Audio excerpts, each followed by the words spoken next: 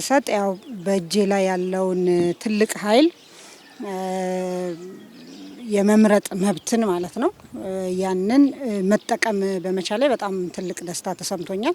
ከዛ ባሻገር ደግሞ እንግዲህ የሐዋሳ ከተማ ነዋሪዎች የዚህ አካባቢ የዚህ ምርጫ ጣቢያ ነዋሪዎች ካርድ በወሰዱት መጠን ወጥተው ደግሞ ድምጽ ለመስጠት በሚቀጥሉት 5 አመታት ያገለግለኛል የሚሉትን ለመምረጥ በነቂስ መውጣታቸውን በማየቴ በጣም ትልቅ ደስታ ተሰምቶኛል። እንግዲህ የዴሞክራሲ ግንባታ የሀገረ መንግስት ግንባታ ሂደት አንድ ተጨማሪ እርምጃ እንደ ሀገርም ደግሞ መራመዳችንን እየተራመድንም እንደሆነ ያ ስሜት ነው የተሰማኝ ማለት ነው። ምርጫ የሚባል ነገር ውስጥ ከገባን የሚቀጥለው ነገር የሚሆነው ሰው ይመርጣል።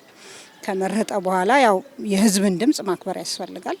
ምርጫ አካታች እንዲሆን ፍትሃዊ እንዲሆን መሳተፍ የሚችሉ ሌጂቲሜት የሆኑ ሁሉ እንዲሳተፉ በሂደቱ ያን ነፃ ለማድረግ የተጣረ ጥረት አለ። ሂደት ነው ሁሉም ነገር ከአንዱ የምርጫ ዘመን ወደ ሌላኛው የምርጫ ዘመን እየተሻሻለ የመጣ ነው። ያ ሁሉ ሜዳው ከተስተካከለ በኋላ እንግዲህ ህዝብ ይሁነኝ ብሎ የመረጠውን አሜን ተቀብሎ መሄድ ነው። ከዛ ምርጫ ካልን ወዲያ አለመቀበል ስለማይሆን ማለት ነው። ምርጫ ማለት የሀገር መንግስት ግንባታ አንድ ምሰሶ ነው። የዲሞክራሲ አንዱ ማሳያ እንደመሆኑ ከጊዜ ወደ ጊዜ እንደው እናነጻጽርም ካልን የምርጫ አስፈጻሚው ተቋም ነጻነቱ በጣም እየተሻሻለ መጥቷል። ያ እንግዲህ ትልቁ ማሳያ የአንድ ምርጫ ነፃ ገለልተኛ መሆኑ የተቋሙ ነፃና ገለልተኛ መሆን ምርጫውን በነፃ ያካሂዳል፣ ሁሉንም አካታች ያደርጋል፣ ለሁሉም በእኩል ያገለግላል የሚለውን የሚያሳይ በመሆኑ እንግዲህ የስድስተኛው ጠቅላላ ሀገራዊ ምርጫ የተካሄደበት ሂደት አለ። ከዛ ቀጥሎ ደግሞ አሁን 7ኛው ላይ ስናይ በጣም ትልቅ ለውጥ ያለው መሻሻል ያለው ህዝብም ከምርጫ ውጪ አገር ልትቀጥል አትችልም የሚለው እምነትም በእጅጉ በውስጡ ያደረበት መሆኑን ማሳያ ነው። በጣም ትልቅ ህዝብ ነው የተመዘገበው።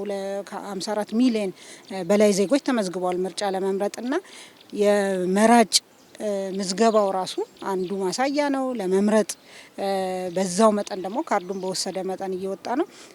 ከጊዜ ወደ ጊዜ ሂደት እንደመሆኑ ዲሞክራሲ የሀገረ መንግስት ግንባታ አካል እንደመሆኑ ለውጥ እያየንበት ነው ያለነው ማለት ነው። ለኢትዮጵያም ለኢትዮጵያውያንም የሚያዋጣን ምርጫ ብቻ ነው። ወደ ስልጣን መምጫ ጥያቄ የለውም ማለት አይደለም። ሁሉም አካባቢ ሁሉም ሰው ጥያቄ ያልተመለሰ ሊኖረው ይችላል። ምንም ጥርጥር የለም። አይደለም ዲሞክራሲ በማደግ ሂደት ላይ ያለ ሀገርና እንግዲህ በራሳቸው መለኪያ ያደገ ዲሞክራሲ አለን የሚሉ ሀገራትም ቢሆን 100% የሁሉ አካባቢ ፍላጎት ተሟልቶ አይደለም። በሂደት ነው ነገሮች እየሄዱ የሚመጡትና በቃ ከምርጫ ውጪ ሌላ አማራጭ የለም። ለልጆቻችን የምትሆን ሀገር ለማሻገር በሚቀጥለው ዘመን ደግሞ ለትግልም ራሳችንን ለማዘጋጀት ትልቁ ነገር ሀገር መቀጠል አለባት። መንግስት የሚባል ነገር ተመስርቶ መቀጠል አለበት። ለዚህ እያንዳንዳችን በየቤት ያለን ይሄን የምናዳምጥ በእጃችን ካርድ የያዝን በሙሉ ወተን ድምጻችንን እንድንጠቀምበት በማለት ነው ማስተላለፍ የምፈልገው።